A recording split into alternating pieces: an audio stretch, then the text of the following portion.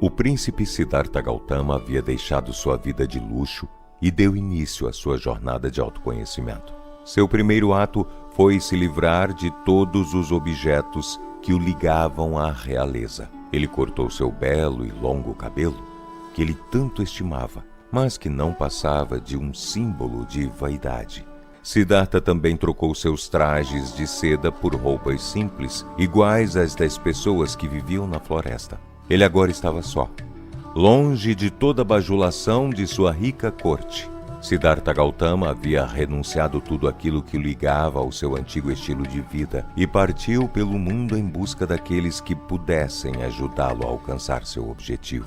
Com o mestre Alara Kalama, Siddhartha Gautama aprendeu a arte da meditação e dominou a técnica do reino do nada, onde a mente de Buda conseguia se afastar das percepções materiais e a mente percebe apenas o infinito.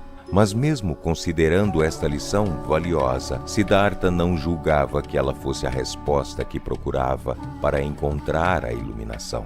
Então ele passou a meditar com o mestre Uddaka Ramaputa, que lhe ensinou novas técnicas de meditação que aprimoraram sua autorreflexão. O jovem Gautama ficou grato pelas lições, mas constatou que aquele aprendizado era útil, mas não era suficiente.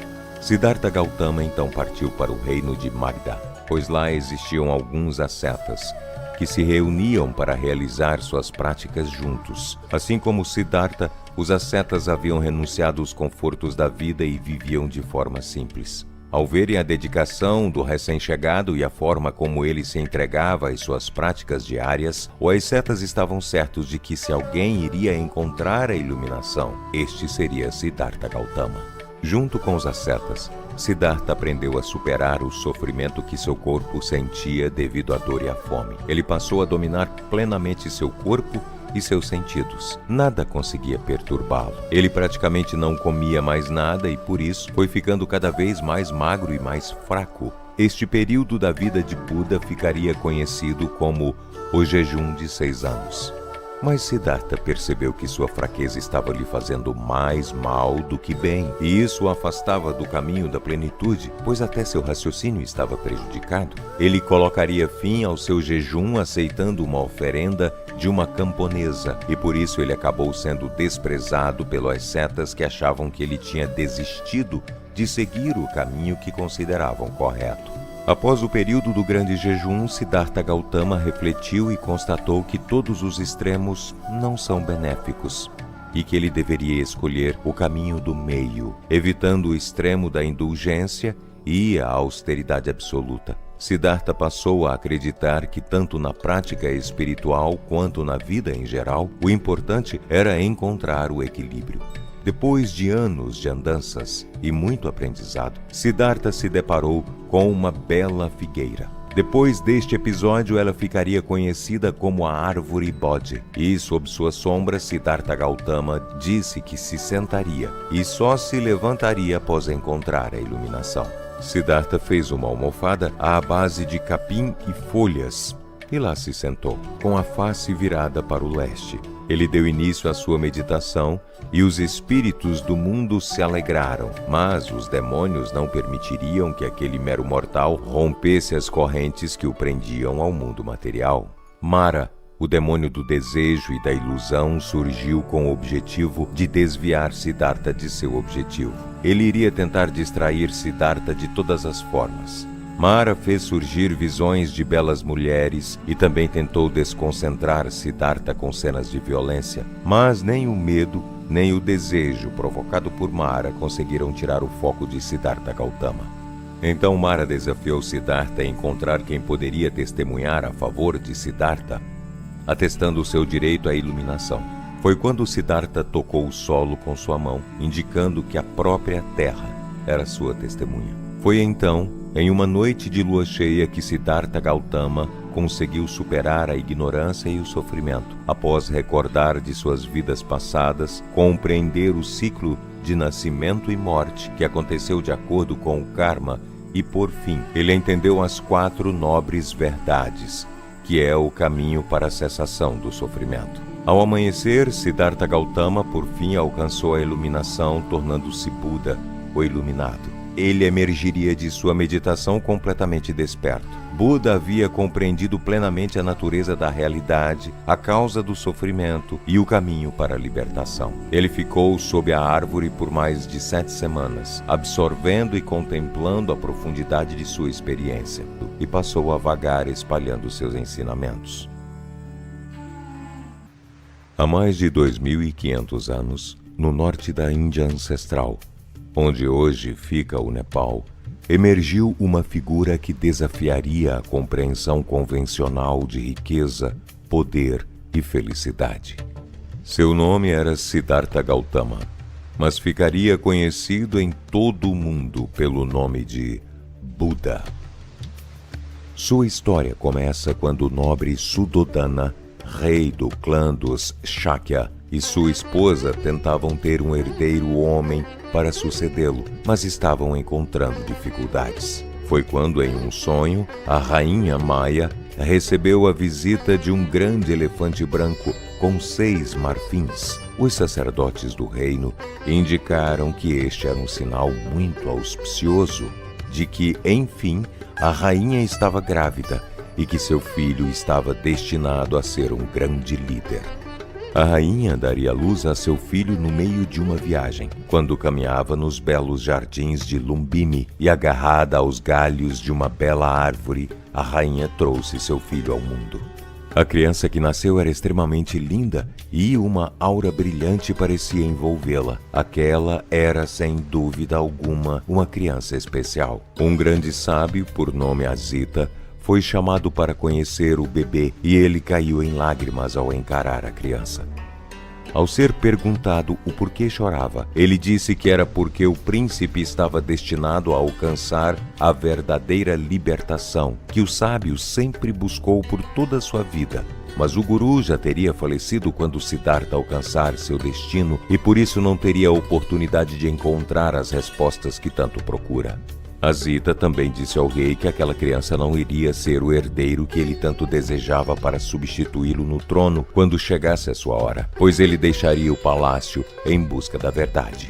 O príncipe Siddhartha Gautama foi criado completamente afastado do mundo exterior, pois seu pai temia que o chamado do destino o afastasse seu filho de seu reino. Quando Siddhartha Gautama alcançou a idade para se casar, foram apresentadas a ele várias jovens princesas para que ele escolhesse sua esposa.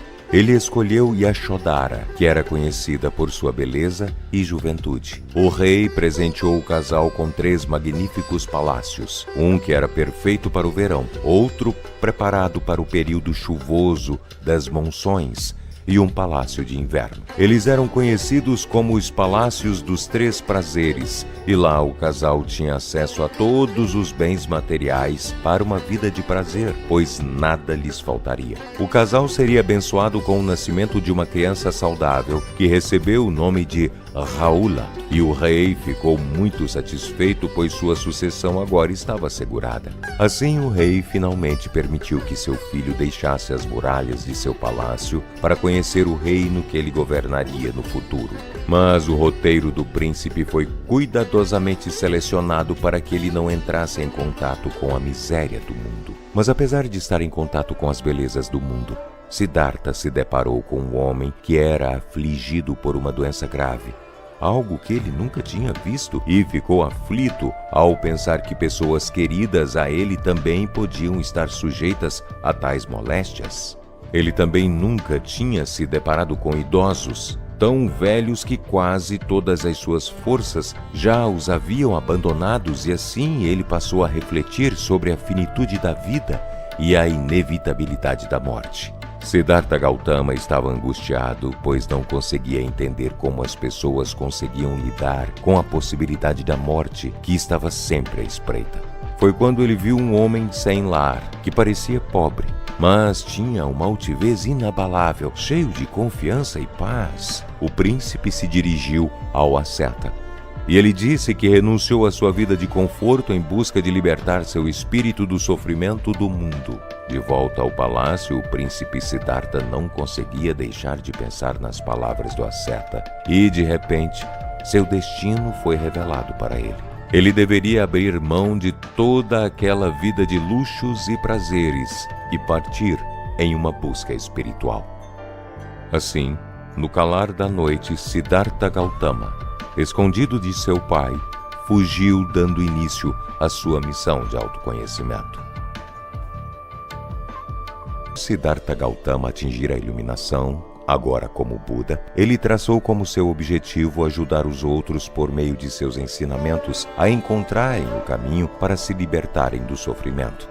Buda sabia que a maioria dos homens não estavam prontos a receber tal conhecimento e passá-lo adiante, e por isso ele procurou pessoas que tivessem mais aptos a receber seus ensinamentos e se lembrou de seus companheiros ascetas. Eles de início o receberam com desconfiança, pois consideravam que ele havia desistido de sua missão quando interrompeu seu jejum, mas logo perceberam que o homem à sua frente não era mais o mesmo. Ele emanava uma energia pacífica, cheia de amor e compaixão. O principal tema dos ensinamentos de Buda eram a respeito das 4 grandes verdades, que se tornaram um dos temas fundamentais para a prática do budismo. A primeira verdade é Dukkha, a verdade do sofrimento. Esta verdade afirma que a vida é inerentemente insatisfatória e sofrida. Isso não significa que a vida seja apenas sofrimento, mas sim que todos os aspectos condicionados da existência têm uma natureza insatisfatória. Isso inclui o sofrimento da dor, da doença e da morte, mas também se refere ao sofrimento mais sutil da impermanência e da insatisfação inerente à existência. A segunda verdade é o samudaya, a origem do sofrimento. Esta verdade identifica a causa do sofrimento, o desejo ou o apego. O Buda ensinou que o sofrimento surge de nossos desejos insaciáveis por prazer, existência e não existência. Esse desejo está enraizado na ignorância. Quando há uma compreensão equivocada ou ignorância sobre a verdadeira natureza da realidade, especialmente a natureza impermanente. A terceira verdade seria o Nirodha, a cessação do sofrimento. Esta verdade declara que é possível cessar o sofrimento. A cessação do sofrimento é alcançada através do Nirvana, que é um estado de libertação completa e final do sofrimento. O Nirvana não é um lugar, mas sim um estado de ser ou realização que está além das limitações da existência condicionada. Representa o fim do apego, do ódio e da ignorância. E a quarta e última verdade é o Magga, que é o caminho para a cessação do sofrimento. Esta verdade apresenta o método para alcançar a cessação do sofrimento. Esse método é o nobre caminho óctuplo, que consiste em entendimento correto, pensamento correto, fala correta, ação correta, meio de vida correto, esforço correto, atenção plena correta, concentração correta. Essas verdades se tornariam fundamentos centrais na doutrina budista. Com a ajuda de seus discípulos, mais e mais pessoas passaram a praticar os ensinamentos e seguir o caminho de Buda. Após muitas viagens, Buda enfim retornou à sua terra natal e se reencontrou com seu velho pai e seu filho Rahula, que se tornou um monge budista. Após completar 80 anos, Buda decidiu que era o momento de se preparar para deixar este mundo e encontrar o Nirvana final. Ele se deitou entre 2 árvores que começaram a florescer, passou suas últimas orientações e deu início a uma meditação profunda, acessando o Nirvana pela última vez. O corpo de Buda foi cremado e suas relíquias foram distribuídas e colocadas em monumentos sagrados, que se tornaram um lugar de veneração. O budismo se espalhou pelo mundo, especialmente na China, Japão e Coreia. Diversas escolas e tradições de práticas budistas surgiram, mas todas seguindo os fundamentos e lições ensinadas por Buda, que revelou ao mundo o caminho a seguir para quem busca a iluminação.